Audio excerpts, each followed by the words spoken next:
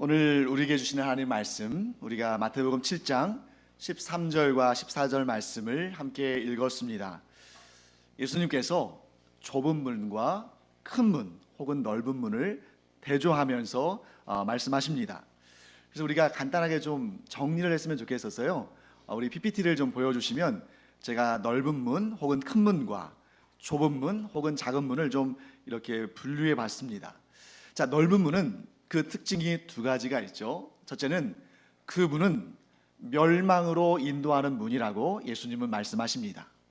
또한 그 문은 그 길이 넓고 그리로 들어가는 자가 많다라고 말씀하십니다.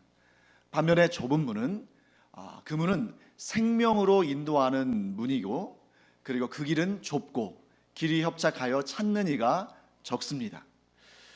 저는 지난 한 주간 이 넓은 문 그리고 좁은 문, 이 말씀을 묵상하면서 예수님께서 우리에게 어떤 말씀을 하시려고 우리에게 어떤 말씀을 주시려고 이러한 비유를 드셨을까 하고 묵상해 보았습니다. 그때 제 머릿속에 하나 들어오는 이미지가 있었어요. 그래서 그 이미지를 제가 인터넷에서 좀 찾아가지고 여러분과 함께 나눠보기 위해서 자료를 좀 준비했습니다. 자, 저뿐만 아니라 여러분도 아마 큰 문 하면 이 문을 떠올리지 않을까요? 예, 이 문 어떤 문인지 혹시 아십니까? 네, 아마 거의 대부분 아실 것 같아요. 프랑스 파리의 그 샹젤리제 거리에 있는 세계적으로 유명한 문이죠. 이 문의 이름은 에투알 개선문입니다. 이 에투알 개선문은 높이가 무려 51m, 그리고 너비는 45m, 세계에서 가장 큰 문이었습니다. 여러분, 제가 가장 큰 문이었습니다 라고 말씀드리는 이유는 뭐겠어요? 기록이 깨졌기 때문이죠. 하지만 그럼에도 불구하고 이 문은 전 세계 사람들이 가장 잘 알고 또 가보고도 싶어하고 하는 그런 유명한 문입니다. 이 문을 만든 사람은 프랑스의 황제 나폴레옹 1세입니다. 나폴레옹 1세가 1806년도에 아우스터리츠라는 이 전투에서 대승리를 거둔 다음에 그것을 기념하기 위해서 세운 거대한 문입니다. 그래서 우리가 보통 개선문 하면 방금 전에 그 에투알 개선문을 딱 떠올리잖아요. 하지만 개선문은 전 세계에 그거 하나만 있는 것이 아닙니다.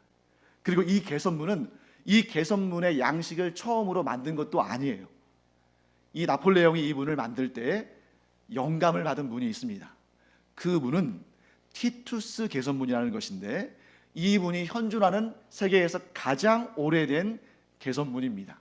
모양이 비슷하죠. 그런데 나폴레옹이 개선문을 만드는 것보다 무려 1700년도 더 이전에 만들어진 문이에요. 이 문은 로마의 10번째 황제인 티투스를 기념하고 그의 업적을 기리기 위해서 만들어진 문입니다. 주후 81년도에 만들어졌어요. 정말 오래된 문이죠. 현존하는 가장 오래된 개선문입니다.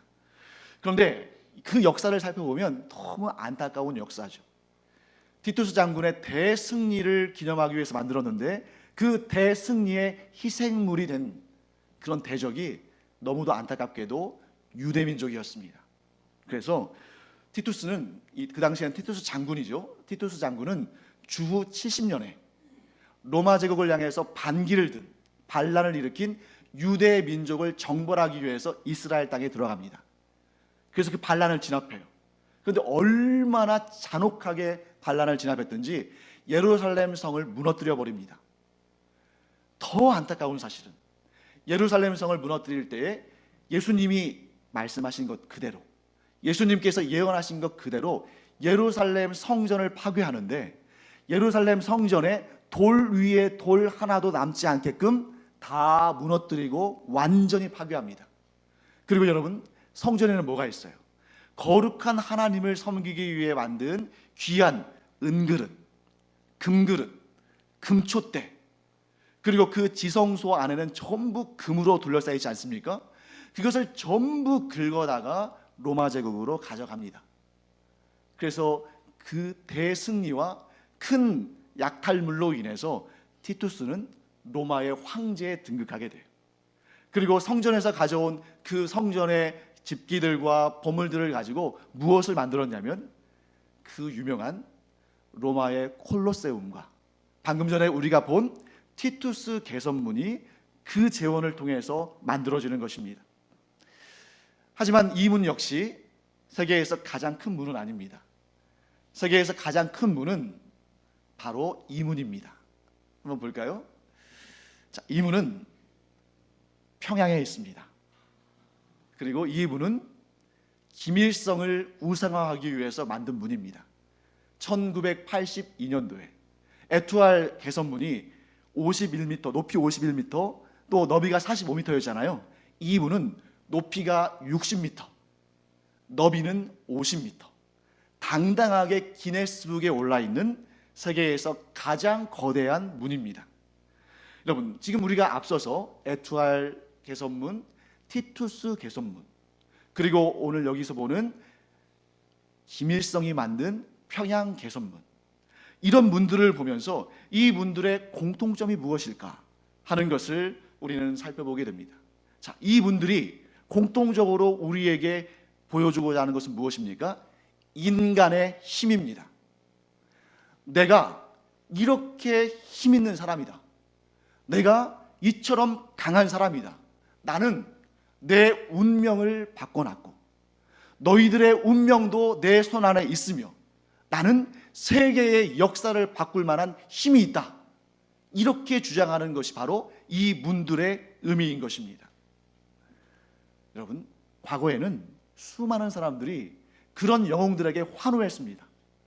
이 나라에 영웅이 생기면 이 나라가 전쟁으로부터 승리할 수 있고, 그러면 우리의 목숨을 보존할 수 있고, 또 우리가 그런 약탈물을 통해서 부자가 될 수 있다. 이런 마음 때문에 수많은 사람들이 영웅들에 열광했습니다. 그런데 오늘은 더 이상 그런 영웅의 시대가 아닙니다. 여러분들이 알고 있는 영웅들이 누가 있어요? 알렉산더 대왕 같은, 칭기스칸 대제 같은 그런 영웅들이 우리에게 있습니까? 이 시대는 그런 소수의 영웅들에게 우리의 운명을 맡기는 그런 시대가 아닙니다. 이 시대는 어떤 시대냐면 모든 사람들이 스스로 영웅이 되고 싶어하는 그런 시대라는 것이죠. 그래서 우리가 전도할 때면 이 사실이 너무나 피부에 와닿습니다.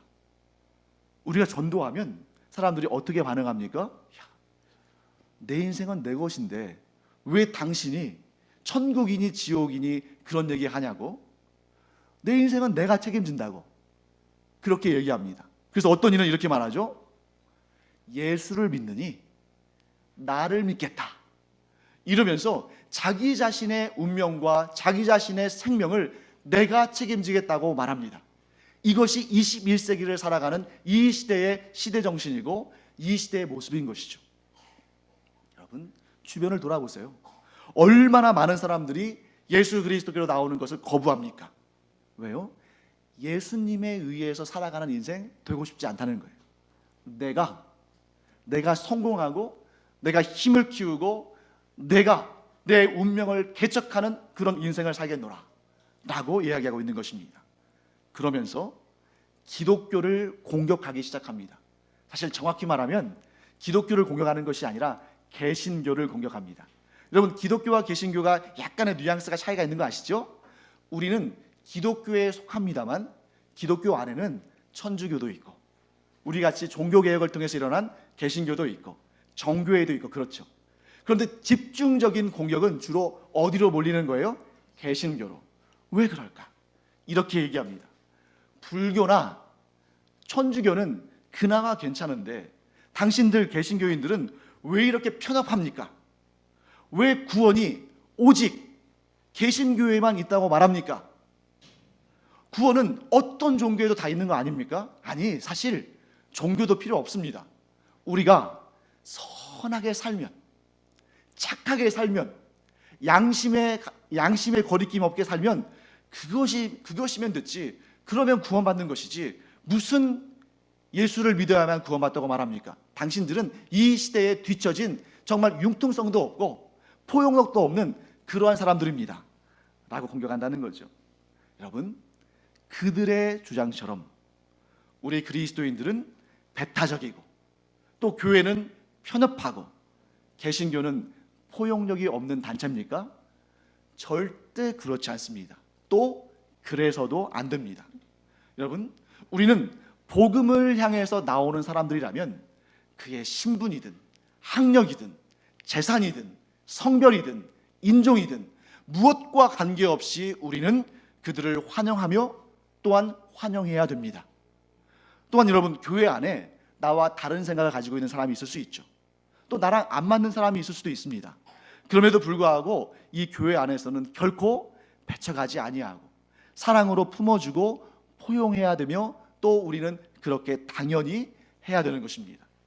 그런데 여러분, 단 한 가지, 우리는 복음에 대해서만큼은 결코 한치의 양보도 타협도 하지 않는 사람들입니다. 그렇기 때문에 복음은 우리에게 절대적인 진리고 그것은 타협의 대상이 되지 않고 우리가 결코 양보할 수 없는 것이죠. 우리가 이 시대의 정신, 관용, 타협, 화해, 상생, 이런 것들을 우리가 만족시키기 위해서 우리가 복음을 내어놓고 우리가 이 복음을 변질시키며 이 복음을 향해서 공격하는 사람들과 야합한다면 우리는 더 이상 그리스도인이 아닌 것입니다. 또 교회 안에는 복음이, 진리가 존재하지 않는 것입니다. 여러분, 그렇기 때문에 이 시대에 우리 그리스도인들은 인기가 없습니다.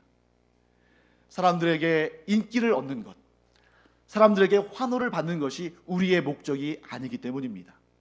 우리의 유일한 목표는 무엇입니까?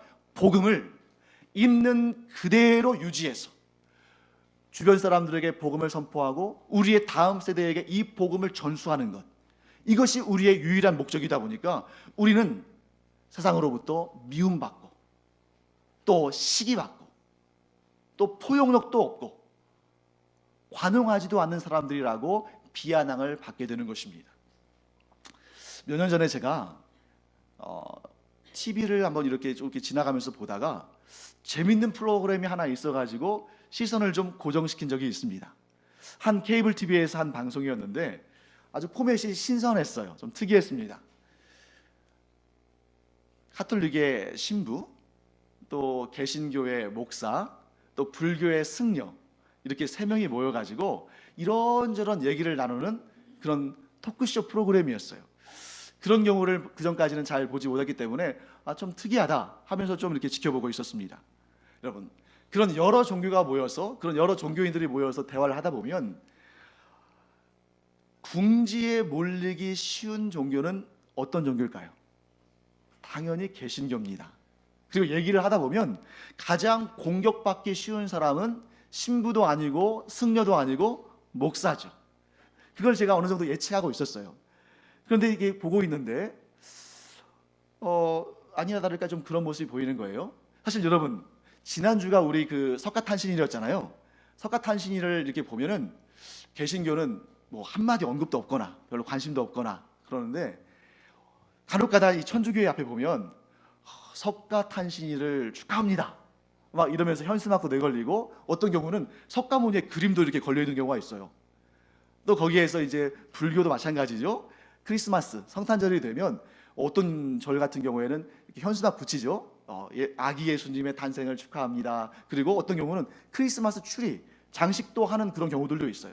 그러니까 서로 잘 통합니다. 서로 이렇게 친해요. 그리고 뭐 자기들끼리 이게 시대 정신을 나누죠. 우리는 포용력이 있고, 우리는 관용하고, 우리는 상생하고 이러면서 이렇게 막 잘 지냅니다. 자, 그런데 우리 개신교는 그렇게 하지 않잖아요. 아니나 다를까 이제 그 프로그램이 이렇게 진행되고 있는데 그 패널로 참석한 그 신부가 목사를 향해서 이렇게 말합니다. 이게 웃으면서 말하고 있었어요. 당신네 개신교인들은 너무 포용력도 없고 또 너무 독선적이어서 뭐 꼭 진리가 교회 안에만 있다고 말하는 것이 좀 이 시대에 안 맞지 않느냐, 이렇게 포문을 열었습니다. 겉으로는 웃으면서 이렇게 부드럽게 말하지만 그 말 속에는 뼈가 있는 것이죠. 저는 이제 올 게 왔구나. 이제 이 가톨릭 신부가 포문을 열었으니 이제 불교의 승려가 맞장구를 치면서 아주 또 제대로 공격하겠구나, 이렇게 짐작하고 있었습니다. 그런데 그 순간 저를 아주 깜짝 놀라게 하는 그런 일이 일어났습니다. 그 다음에 이어진 이 불교 승려의 말을 듣는 순간 제가 제 귀를 다 의심할 정도였어요. 당연히 이 개신교는 배타적이다, 독선적이다 막 이렇게 비판할 줄 알았는데 그는 그렇게 말하지 않고 이렇게 말하는 것이었습니다. 저는 개신교의 그런 배타적인 모습이 옳다고 생각합니다. 뭐 놀랄 일이잖아요. 그러면서 이렇게 말합니다. 오히려 천주교나 불교가 이런 면에 있어서는 개신교를 배워야 됩니다. 왜냐하면 진리라는 것은 마땅히 하나일 수밖에 없는데, 진리는 하나이며 이 하나인 진리는 수많은 비진리들에 대해서 배타적일 수밖에 없습니다. 만일 진리가 이것도 옳다, 저것도 옳다, 다 옳다 이런다면 그것이 어떻게 진리일 수 있겠습니까? 그것은 곧 진리가 아니라는 것을 스스로 드러내는 것입니다. 목사가 이런 말을 하는 것은 많이 들어본 적이 있는데 불교의 승려가 이런 말을 하는 것은 저는 들어본 적도 없고 그것을 상상도 하지 못했기 때문에 제가 깜짝 놀랐던 것이죠. 그 승려는 비록 참된 진리 가운데 거하고 있지는 않지만 진리의 속성에 대해서는 아주 정확히 간파하고 있었습니다. 사랑하는 성도 여러분, 어떤 경우에도 진리는 타협하지 않습니다. 진리가 타협을 하는 그 순간 그것은 더 이상 진리일 수는 없습니다. 여러분, 우리의 신앙생활 가운데 많은 부분들 우리가 어떤 경우에는 양보할 수 있고 또 변화할 수 있어요. 2000년 전에 예수님을 섬기던 그리스도인들과 오늘날 예수님을 따르는 우리가 삶의 모습이나 또 생각이나 가치관이나 이런 것들이 당연히 다를 수 있겠죠. 하지만 2000년 전의 복음이나 오늘날의 복음이나 성경의 진리나 우리가 이 시간 살아가면서 우리 안에 품고 있는 진리나 전혀 차이가 없는 줄 믿습니다.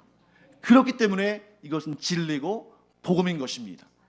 사랑하는 성도 여러분, 그렇기 때문에 진리로 향한 문은 좁을 수밖에 없습니다.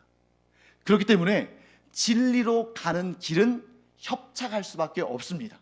왜냐하면 다른 모든 비진리들을 배격하기 때문입니다. 그래서 성경은 분명히 이렇게 말씀하십니다. 우리 PPT를 좀 볼까요? 요한복음 14장 6절을 좀 보겠습니다. 함께 읽겠습니다. 예수께서 이르시되 내가 곧 길이요 진리요 생명이니 나로 말미암지 않고는 아버지께로 올 자가 없느니라. 여러분, 길이 많이 있다면, 문이 많이 있다면 얼마나 편하겠어요? 그 문이 넓다면 얼마나 수월하겠습니까? 그런데 예수님은 분명히 말씀하셨습니다. 내가 길이고 내가 진리고 내가 생명이다. 이것은 초대교회의 성도들이 분명히 고백하던 신앙의 고백이고 진리의 말씀입니다. 우리 사도행전 4장 12절 초대교회의 성도들이 어떻게 믿음을 갖고 있었는지 한번 PPT로 한번 보겠습니다. 함께 읽어볼까요? 다른 이로서는 구원을 받을 수 없나니 천하 사람 중에 구원을 받을 만한 다른 이름을 우리에게 주신 일이 없음이라 하였더라. 아멘. 만약에 다른 이름으로 구원받을 수 있다면 구원에 이르는 문은 넓을 것입니다. 만약 다른 길을 통해서 구원을 얻을 수 있다면 구원에 이르는 길은 넓고도 반듯하고 편안하고 형통했을 것입니다. 하지만 여러분, 구원에 이르는 길은 오직 하나, 예수 그리스도를 통해서만 구원받는 줄로 믿습니다. 여러분과 제가 이 진리를 믿음으로 받아들였다면 그러면 우리는 좁은 문으로 들어온 것입니다. 자, 우리 옆에 분들과 이렇게 한번 얘기 나눠보겠어요. 좁은 문으로 들어오신 것을 환영합니다. 저와 함께 이 좁은 문에 들어오셨습니다.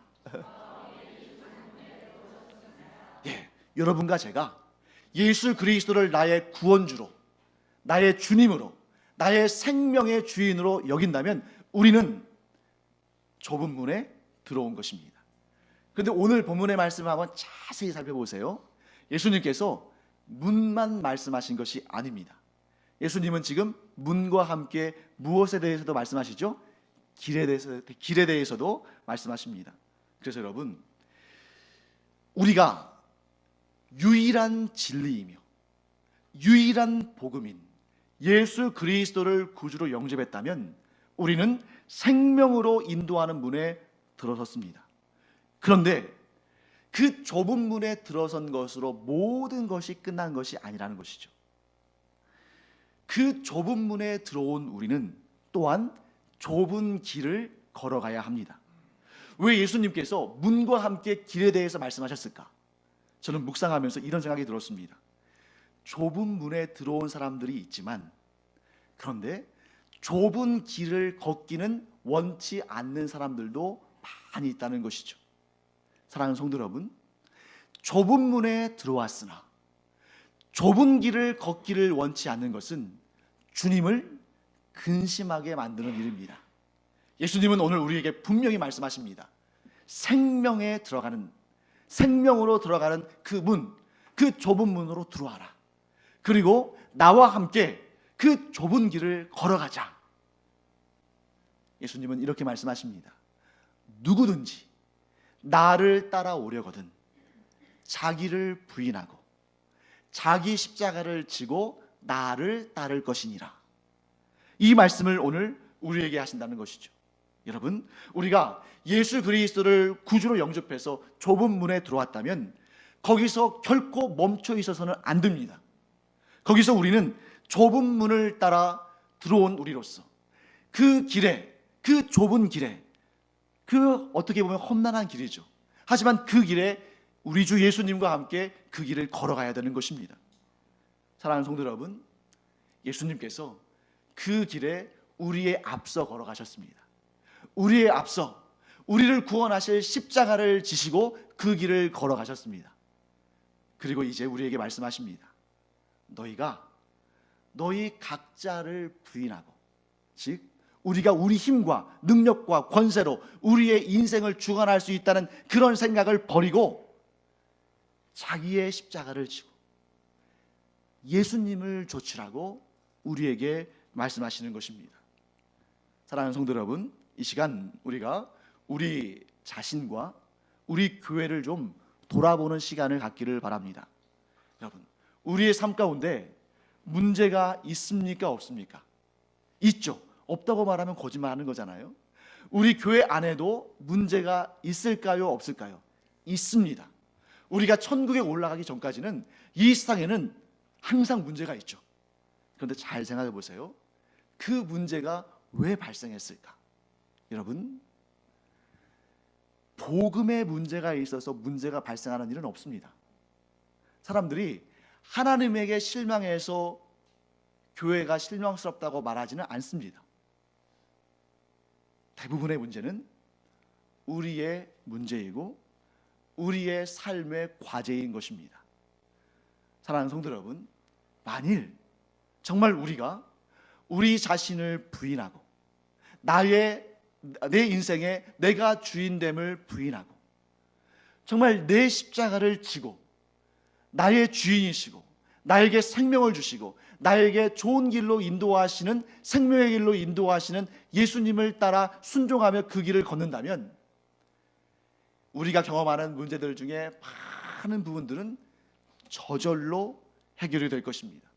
그리고 우리가 우리 자신을 부인하고 예수 그리스도를 구주로 영접해서 주님과 함께 십자가의 길을 걸어간다면 그때는 우리를 향해서, 우리 그리스도인들을 향해서, 또 교회를 향해서 조롱과 멸시와 핍박을 하던 세상 사람들이, 그래, 저들은 진정한 진리의 사람들이다, 저들은 진정한 복음을 전하고 있는 사람들이다, 교회 안에 진리가 있고 생명이 있다 라고 그들이 분명히 인식하고 인정하게 될 줄 믿습니다. 사랑하는 성도 여러분, 예수님은 하늘 영광을 버리시고 우리를 구원하시기 위해서 이 험한 세상에 오셨습니다. 이제 예수님이 이 땅에 오신 그 목적이 무엇인지를 우리는 분명히 알아야 됩니다. 예수님은 그러실 필요가 전혀 없는데 왜 이 땅에 이 험한 세상에 오셨을까? 우리를 사랑하시기 때문입니다. 이제는 우리를 사랑하셔서 우리를 위해서 생명을 내어주신 예수님을 사랑하는 그 마음을 가지고 예수님과 함께 그 좁은 문을 가기를 간절히 축원합니다. 여러분, 우리와 비슷한 인생을 산 사람이 있습니다. 그는 사도 바울입니다. 사도 바울이 예수님을 핍박하고 예수님을 믿는 사람들을 죽이려는 그러한 악한 마음을 품고 있었어요. 그렇게 예수님을 미워하고 예수님을 믿는 사람들을 핍박하는 그 사도 바울 되기 전에 이름이 사울이었죠. 사울이 얼마나 얄밉겠어요, 예수님의 입장에서는. 그런데 예수님은 그를 미워하지 않으셨습니다. 그를 사랑하시고 그를 품어주셨어요. 그래서 부활하신 예수님께서 사울에게 나타나셨을 때 사울의 인생이 180도로 바뀌어지는 놀라운 역사를 경험하게 됩니다. 여러분, 그가 자기를 위해서 십자가에 달려 죽으신 예수님, 자신과 같이 예수 그리스도의 사람들을 교회를 핍박하던 사람조차도 사랑으로 품어 안으신 예수님의 그 사랑을 경험한 다음에 그의 입술에서 이런 고백이 나옵니다. 우리 고린도전서 13장 4절부터 7절까지 말씀을 함께 보겠습니다. 우리 함께 읽어볼까요? 사랑은 오래 참고 사랑은 온유하며 시기하지 아니하며 사랑은 자랑하지 아니하며 교만하지 아니하며 무례히 행하지 아니하며 자기의 유익을 구하지 아니하며 성내지 아니하며 악한 것을 생각하지 아니하며 불의를 기뻐하지 아니하며 진리와 함께 기뻐하고 모든 것을 참으며 모든 것을 믿으며 모든 것을 바라며 모든 것을 견디느니라. 아멘. 예수님의 한량없으신 사랑을 경험한 우리는 사도 바울과 같은 고백을 하기를 간절히 축원합니다. 여러분, 그래서 제가 몇 가지를 좀 정리해 봤어요. 우리가 걷는 이 좁은 길은 사실은 생명의 길이고 사랑의 길입니다. 우리가 그 길을 걸을 때 힘들고 때로는 낯설고 때로는 외로울 수 있지만 우리 눈에 보이지 않지만 우리를 사랑하시는 예수님께서 우리의 손을 굳게 붙드시고 그 길을 걸어가신다는 거죠. 그래서 제가 몇 가지 내용들을 좀 정리했는데 PPT를 보면서 우리가 함께 읽어봤으면 좋겠습니다. 자, 우리 첫 번째부터 쭉 저와 여러분이 함께 읽어보기 바랍니다. 우리 큰 소리로 읽겠습니다. 나는 날마다 예수님과 함께 시기하지 않고 자랑하지 않고 교만하지 않는 이 좁은 길을 걷겠습니다. 나는 날마다 예수님과 함께 무례히 행하지 않고 나의 유익을 구하지 않고 성내지 않으며 악한 것을 생각하지 않는 이 좁은 길을 걷겠습니다. 나는 날마다 예수님과 함께 불의를 기뻐하지 아니하며 진리와 함께 기뻐하는 이 좁은 길을 걷겠습니다. 나는 날마다 예수님과 함께 모든 것을 참으며 모든 것을 믿으며 모든 것을 바라며 모든 것을 견디는 이 좁은 길을 걷겠습니다. 아멘. 좁은 길을 걷는 것은 결코 쉬운 일이 아닙니다. 그럼에도 우리가 힘을 내기 바랍니다. 왜냐하면 그 길은 생명의 길이고 그 길은 영광의 길이고 그 길은 주님께서 우리와 함께 걸으시는 길이기 때문입니다. 여러분, 이 좁은 길은 이 세상 사람들에게는 미련한 길입니다. 누가 그 힘들고 거칠고 고난의 길을 걸으려고 하겠어요? 여러분, 우리가 참는 길이 얼마나 힘듭니까? 우리가 온유하기가 얼마나 힘듭니까? 우리가 진리를 기뻐하고 불의를 기뻐하지 않는 일, 여러분, 이거 쉬운 일 아닙니다. 그럼에도 여러분, 예수님께서 우리와 동행하시겠다고 약속하셨습니다. 우리가 지쳐 넘어질 때에는 성령께서 우리를 붙들어 일으키시고 우리에게 힘을 주시고 격려하실 줄 믿습니다.